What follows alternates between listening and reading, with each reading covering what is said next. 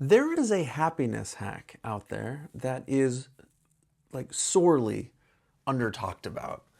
And it has to do with something that you kind of have access to. Everyone has access to it everywhere all the time, and yet they don't really lean on it. I think a major part of feeling or becoming free in life in any respect is being able to like lean into some degree of happiness. So I'm gonna really talk. That's what we're gonna focus about on today. And so I'm gonna start with explaining what it is, which is color. You'll see me wear it a lot because I love it. But what's interesting is a lot of times it looks through the lens. For most people, I spend a lot of time in the business world. A lot of times people will approach me and say, "Hey, wow, you have got your marketing down," and I am a little bit offended because it assumes that this is just a charade and it's not like me, which it's been me for a long time. And in fact, I don't think I was really rewarded for it until I was into my 30s. Like that's how much of a weirdo I was for most of my life. I remember being a kid in, I don't know, sixth or seventh grade, sixth, seventh, and that I would get ready for school and I would just grab whatever shit was at the top of my pile and put it together. And I remember some of my favorite outfits was like I had this little spinny hat that I loved wearing. It was cool to have that thing able to buzz around. Like if I caught the wind just right, it would spin when I ran. I had this really cool Spider-Man shirt that I loved that had like this kind of 3D bedazzly. I mean, it wasn't bedazzled. It wasn't like that intense, but it was cool. It had a big Spider-Man face. I remember one of the popular kids one day was like, "Huh, that's a cool shirt." It was back when the Tobey Maguire Spider-Man movies were out. And then I wore some random pairs of shorts, two separate kinds of socks, and then I didn't have two kinds of shoes, but I wear two different shoes pretty much all the time now, two different colors. And to top it all off, I had a space tie that I had gotten from the Natural History Museum here in Los Angeles. And so I put that. Now, granted, my Spider-Man shirt was not a lapel shirt like this. So it was just a tie on a regular tee. And that was the kind of stuff that I loved doing. I remember when I was dating my first girlfriend in high school, her family was like, they were priming me to go, like I was being prepared for a white picket fence situation, not necessarily a bad thing, and then like go off and hit the corporate world, maybe start your own enterprise at some point. Like the attitude was maybe stop being kind of like that movie How to Train Your Dragon. Just stop being all of you. And they weren't the only ones. It was like my school, my friends, no, I was not popular at all. And that kind of persisted for a very long time. The interesting part was that I remember on more than one occasion, there was members of my class that would be different from day to day. And I didn't necessarily understand it. It never really crossed my mind, but it was clear that if you wanted to have some degree of popularity, you would have to conform. And generally, it was like a more muted version of what you were. It was cool.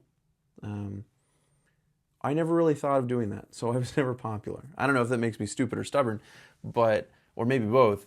But yeah, it wasn't really a thing. And so as I got older, I went through a few different phases. There was one, of course, where I was doing that in middle school, and everyone was like, "Hey, try and like clean it up." So I wore like preppy stuff for a while because I didn't know any better. I was like, "Yeah, sure, why not?" Then after that, when I was getting into entrepreneurship, there was a stint in college where I would just like skip most classes because I was running a nonprofit at the time. It was my first company.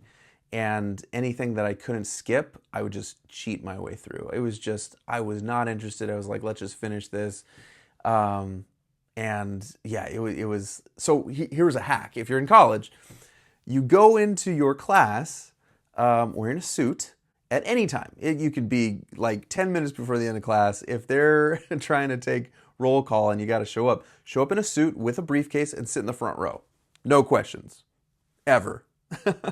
And also they don't look at anyone in the front row if they're cheating. So there you go. If you're in college, enjoy. I wore that suit during that time. That's when I had my first motorcycle, and so I'd wear it around and have this shiny pink tie that I'd always have. So I had made my move from like just trying shit out to then having a little bit of a suit thing because I knew my environment would reward me for it without me having to like fight for anything. Shortly thereafter, when I started working in China, I lived in China for a couple of years. I would do that suit thing, but then I would kind of add more color to my outfits over time. And later, when that didn't work out and I lost that company, and then started just traveling, I kind of got rid of all that stuff. In China, it's a pretty big deal that you flaunt your wealth. So if you want a business partnership, you have to say yes to the cigs that you're offered, yes to the food that you're offered, yes to the alcohol that you're offered, because it's like a big praise. That's how you get the deals. And then you also have to be wearing like really fancy shit, Fendi and Louis and Gucci and whatever else, Prada. I got rid of all that stuff afterwards. It felt really weird. And so I was trying to find something else, and inevitably I found what you pretty much see me wearing today, maybe a year or two after that, which is I haven't found a more perfect outfit in the world than a matching top and one outfit. And I'll tell you why. I have been working on the bus, like manual labor stuff, for a while. I look, I think, reasonably put together. I have not showered in 3 days. This shirt, I don't know what it smells like, but it's probably not the best, right? I've just been busting ass. However, it's a button-up. And on top of that, if I spill something on it, it's a pattern, so it doesn't really show up anywhere, right? And it's bright colors, which is the crux of everything that I'm talking about, because it was the number one thing that kind of made me the happiest, like the happiest out of all of them. It was the color. The color was the hack. It was the same common denominator every time I would go somewhere. My lowest points were when I wasn't wearing the color. And now I could be an anomaly in this case, but here's my theory, is that if we assume, most people know that music can really control your emotions, right? If you want to feel sad, put on sad music. You want to feel happy, put on happy music. If you want to let people that are in your store feel a certain way, well, here's the music list that Spotify has suggested that you play, right? And then the poor employees that work there are just going to hear that same shit over and over for the next 8 hours, right? But I kind of feel like color is music for the eyes. Music's very powerful in that it can influence emotions pretty significantly immediately. Whereas, like, putting music over this video, for example, will kind of tell you to feel a certain way without telling you. You just will feel it. Yet at the same time, color, it's not quite as intense, but it's more consistent. So if you are wearing bright colors, or you're driving around in a car that has bright colors, or for example, like these two things, you're probably not going to be any less happy. And you will, in my experience, get different reactions from the world around you. That takes me to the first point that I really want to hit home on, is that your environment, when dealing with happiness and color, it's kind of the quiet thing controlling your mood. And I sort of had to tell you that story about like what I wore in life to get to this point, because when I'm approached and someone says, wow, you're really good at marketing, and I myself just know, well, it's only paying me dividends now. For most of my life it didn't, right? It's nice, because what I stumbled upon was a little part of me that I really loved carrying around, which was being able to express myself. I like wearing silly, goofy, fun things. And if I was alone all day long, which I am some days when I'm on the bus or working on stuff, I still wear that stuff. It makes me happy. It's me before anyone else. And when you extend that out, when you extrapolate that a little bit, what that means is your environment is oftentimes in opposition to your personal goals. Let's say your family is lawyers and doctors, like my dad's side of the family is. Well, they're not going to be that thrilled if you don't do one of those two roles or go to the Ivy Leagues that you went to, right? It's an affirmation that they made the right decisions in life. And that's not necessarily a bad thing. It's quite human for you to want to have your offspring do the same thing and then be like, oh yeah, I followed your footsteps. That was your legacy. I have replicated it, right? There's a satisfaction there. It's a lot more difficult to see someone younger than you not choose the path that you chose, especially if you felt like it was a responsibility that you had to do, and then be encouraging to them. This is a similar vibe in, like I've said, government, maybe your local community, certainly your family. That's a really big one, your family, for better or for worse. And what that means is it's sort of up to you to go out and surround yourself or change the environment that you're in so that it suits the life you want to lead. And color, more consistently, like not all at once, but more consistently than anything else, has influenced that for me, my happiness and my freedom, in big ways. I think it's something most of us sleep on. So I really want to, emphasize that if you're not doing that, well, pick a favorite color. And if it's navy blue, black, brown, green, like dark green, like not fun green, or like muted tones, like go into any men's section at a department store, all of those colors, okay? That it is bullshit in there. It's as if dudes just don't wear any color. I don't know why that's supported so much, like the stoicism behind it. You can be stoic and still live a happy-go-lucky, goofy, optimistic life, right? I'm not saying you need color for that, but it's not going to hurt. It's not going to hurt, in my experience. Now, I'm also not suggesting that you live quite like this, but the point is, find your favorite color that's not in the men's section of a department store, a red, or a yellow, or a bright green, like just some sort of, like one of these colors, but the vibrant versions, right? And see, if you wear that, how the world treats you differently, and how you treat it differently. Because you might be surprised how quickly that compounds over the week, and before you know it, a series of shitty things have happened, and you're more resilient. Or a series of good things have happened, and maybe you're able to hold on to those longer, you know? If you're not surrounding yourself with that environment, then you really can't be too unhappy if you're constantly feeling...